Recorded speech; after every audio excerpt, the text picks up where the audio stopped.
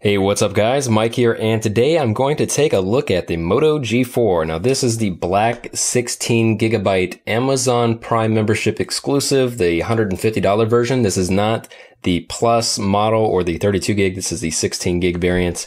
I just wanted to take a look at it because it was a pretty great price. Now this is a 5.5 inch IPS LCD panel, pretty awesome size. It's going to be an 8-core octa-core processor. I think it's running the Snapdragon 617 and a Adreno 405, I think, like that on the GPU. 13 megapixel rear facing, 5 megapixel front facing camera, 4G LTE speeds. Now this is going to have a 3000 milliamp hour battery. It will have the turbocharged technology, so super fast charging. It will also have micro SD card slot options, so you can upgrade up to 256 gigabytes of storage. That's pretty sweet. But yeah, here it is right here, right out of the package. Pretty nice looking on the back. We have our epic Motorola dimple as always. It is plastic, but it does have a little texture, so pretty cool there. We have little inserts with some information. See you later. We have our charging brick, USB-A, and then we have our charging cable, USB-A to US micro USB, then some informational pamphlets. I'm gonna throw all this back in the box, take a look at it later. Let's dive into the meat, the bones.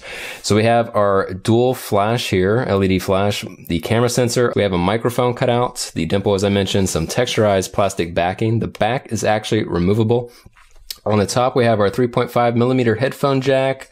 We have on the side nothing here. On the other side we have our power button volume rockers. We have our micro USB on the bottom, and then let's go ahead and take this back panel off.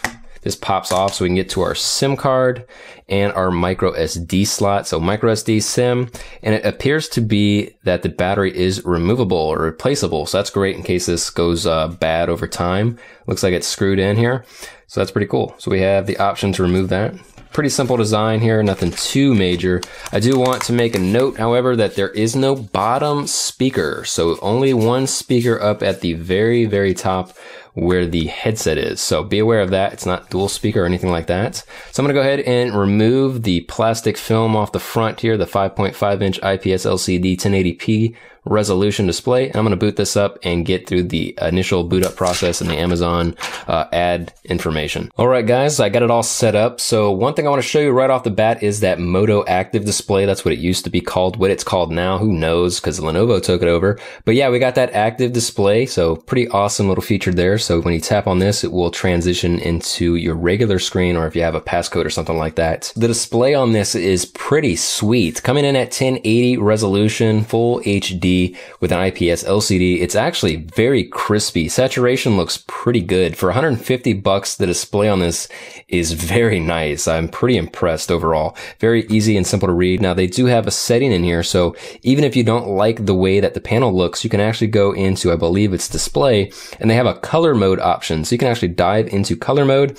You have vibrant, which is automatically enabled by default, or you can go regular normal. So you can see the differences between there. It's basically just going to make it a little bit more saturated. I already removed all of my Amazon bloat down here. So you can just swipe away, get those off your home screen. You cannot delete it off your device without modifications. I'll make a video on that later, but you can technically just drag these up to your app information and you can disable these. Now this is not going to remove it from the internal storage or anything like that, but it will at least take it off of your app drawer and your home screens. So you can clean it up at least somewhat until we get into that video and get to the advanced options of removal.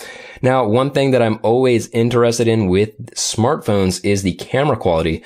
A lot of us like taking pictures, so I want to dive into the camera software and check out what the G4 has to offer. And this is pretty straightforward. So at the very top up here in your regular photo settings, we have the HDR auto on and off. We have our flash options and we have our timer.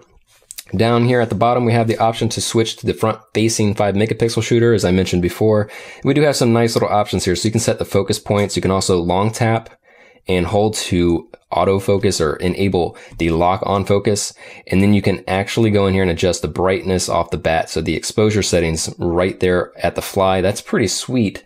A lot of photo apps or actual camera apps don't have that. So you can go over here and toggle your video mode, panoramic, slow motion, and professional mode. Now, if you go from photo to professional mode, this is where you can dive into those really nice settings and get some crispy shots depending on your light settings and what have you. So you can go up here and set your focus points. You can go to automatic, or you can go to macro shots, or you can even go up to a longer range or longer depth of field. So pretty cool right there. You have your white balance features. So you have incandescent, fluorescent, daylight, cloudy, all of that are automatic. Then you have your other exposure settings here. You can go into your f-stop. You can go into ISO mode. You can go into exposure settings, and then you can enable all of them at the same time. So if you don't want to go in there and necessarily toggle each one individually, you just hit this little arrow and bam, you got everything up at the same time with the actual preview still in the background. So this is pretty sweet software. Now let's go ahead and dive into slow motion. You're going to see in here that you can actually record video. So while you're recording video, you can use the torch, which is basically the flash. So if you're in a dark setting or you need some light, and you can actually still take photos while you're taking slow motion. You can also pause it and resume your slow motion. So that's pretty awesome there. So in video mode, you can come in here and let's see if we have those locking features. So we do autofocus, advanced focus, touch focus, and you can actually set a lock on focus, and you still have the brightness controls there. So that's pretty sweet. HDR up at the top, so you can use HDR in video mode. We do have the torch features, and so we do have some stabilization built in. Whether or not it's optical or electronic, I'll have to find out for you guys in the review, but that's pretty sweet. You can do some stabilization there. And while recording a video, we can take pictures and we can still edit and adjust brightness. So pretty awesome. We can also pause. Maybe we're going to wait for the play to resume or something, and then we hit play again, and we can do that, or, do some stop motion. Now let's go ahead and talk about the speaker. As I mentioned before, it only has one speaker at the very top. There's no more speaker on the bottom or dual speakers or anything of that nature. So let's go ahead and dive into YouTube real quick and just check out a real quick glimpse of that speaker quality. So we're going to go to Unbox Therapies. Lou's always great at opening boxes. Checking out a new smartphone from ZTE, the Axon 7. Let's turn it down. I have checked out the previous version. I did some audio testing because the audio performance is a big part of what ZTE is trying to do here with the Axon lineup. The Axon. Special bonus, they sent me 2 of them. The sound quality is not too bad. It's like not distorting. When I had it at max, it wasn't too bad. It was still pretty crispy.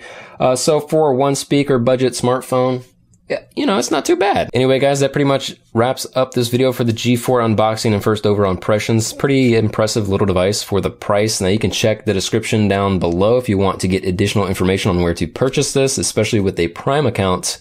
That's pretty obvious. But if you have any questions or comments, leave them down below as well. Hit that like button if you enjoyed this video, and subscribe to the channel if you want to see the future review of this, and support me by doing that as well in my future endeavors.